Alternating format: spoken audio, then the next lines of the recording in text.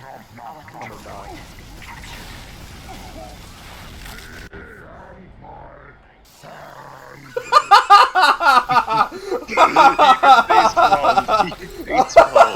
Okay.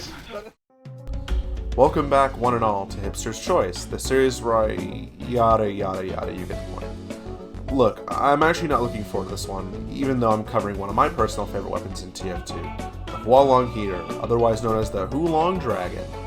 Now, it's not for any specific reason that I'm not looking forward to this, but to be honest, I have no nuances with this weapon in particular.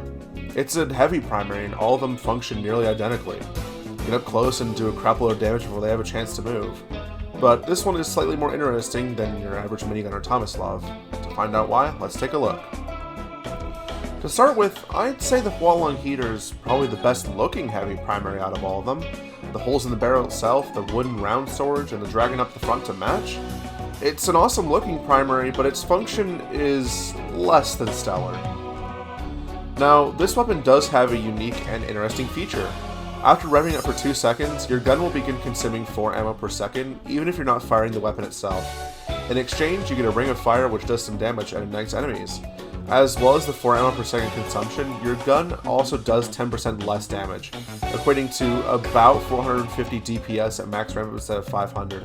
However, if you're shooting an enemy that's on fire, whether that be from your ring of fire or any pyros in your team, you'll do 25% more damage to them.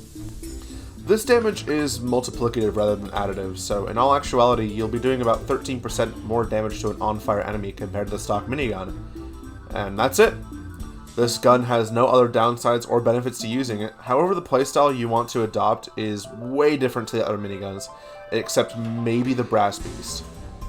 I'm not gonna lie, out of both the weapons I've covered on this series so far, those being the Classic and Spicicle, I've never wanted to switch back to stock more than I have while I was recording footage for today. I wouldn't say the Huo-Long Heater is a bad gun, not by a long shot. I'm going to cover much worse weapons later on down the list. Hell, I've already covered the Classic, and one of my next videos is going to feature the Sharpened Volcano fragment. We're nowhere near done yet. Now, jumping down from a height and killing everyone upon landing with your 13% increased damage is, in my opinion, the best way to work this weapon, but there is another way I found to be good with this gun as well, and it's exactly what you're already thinking. That's right, say hello to the Cart Humper Heavy. That's right, the true best way to make use of the Huo-Long Heater is to just hump the shit out of the payload cart or the objective. It's a bit like using the pain train on Demo or Soldier. You have more weaknesses, but also more strength. The strength comes in the form of a semi-effective spy deterrent in the form of holding down mouse 2 and standing perfectly still as the cart pushes you. You get the Ring of Fire, which can ignite spies, causing your team to see them and for you to do more increased damage to them. However, there's also some issues with it. First of all, your Ring of Fire doesn't do nearly enough damage per second to warrant the spy caring about the ring's damage if he's just on a mission to kill you. He can just tank it, kill you, and be on his way because, let's be honest, if you're stapled to the cart, your team is nowhere near you or way ahead of you. Second of all, the spy will almost certainly be using the kunai, dead ringer, or both, which will just nullify all the damage and afterburn he'd take upon stabbing you if you're clueless. Make sure you're wearing your best pair of headphones if you want to play this way. Now, this is Hipster's Choice, and so far I've been a bit negative, but I want to be honest. As I said before, this is not a bad weapon, far from it. It's still a heavy primary, it'll still do work. A 10% decrease in damage won't change too many interactions. The only thing it might change is a heavy 1v1 against someone using the stock minigun, unless you get the jump on them and mow them down before it happens. Thanks, Love and War Update. Let's talk about your secondaries and melees. I'm gonna be honest here, anything works. However, I've found that in a lot of scenarios, it's a great idea to run a shotgun. The stock shotgun is probably your best bet for the increase in damage versus the family business, but the panic attack can work well on heavy here for the increase in switch speed, and in the case of Valve official servers, the increase in reliability with the fixed spread. A lunchbox can also work, as they do with every other heavy primary, and I found particularly the banana to be your best pick here.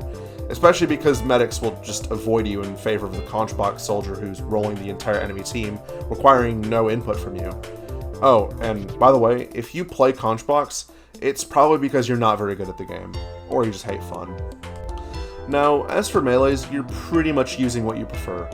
Fists of Steel, I'd say, are actually the worst pick here because of the decrease in holster speed, but if you're one of the many people who just uses the scroll wheel instead of the number keys to switch between the weapons, it'll work fine. The stock fists are okay, but at the range where they'd be effective, you're already the strongest class in the game. So, in the case where you run out of ammo in your minigun, which is common thanks to the passive ammo consumption, you can use the fists and they'll work, I guess.